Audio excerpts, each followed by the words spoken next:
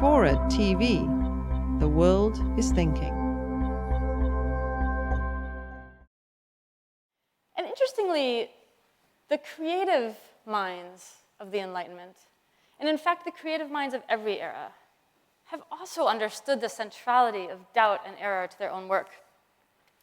One of my favorite formulations of this, and one of the most famous ones, comes from the poet John Keats, who once sent a letter to his brother in which he said, "I have finally figured out what characteristic it is that creative geniuses all possess."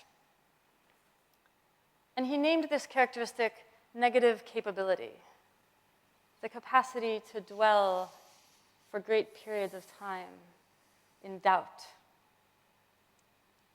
So the great scientific and the great creative minds of pretty much every era have welcomed and accepted doubt and error into their lives. And they've done this in two ways. I think there's a kind of practical level to this acceptance of doubt, and there's a philosophical level. The practical level is probably more immediately self-evident to you. James Joyce once described mistakes as the portals of discovery. Anyone who's ever written a book knows that you burn through a lot of very bad drafts before you get a good book. Anyone who's ever conducted a scientific experiment knows that the vast majority of them fail. And that every once in a while, it actually is the failure that leads to the great insight and the great new idea. So on a surely practical level, mistakes are very often the engine of innovation and change and advancement.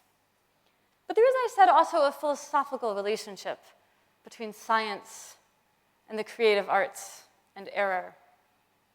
I said to you earlier that error arises from this gap between the world as we represent it in our mind and the world as it might or might not be on its own terms.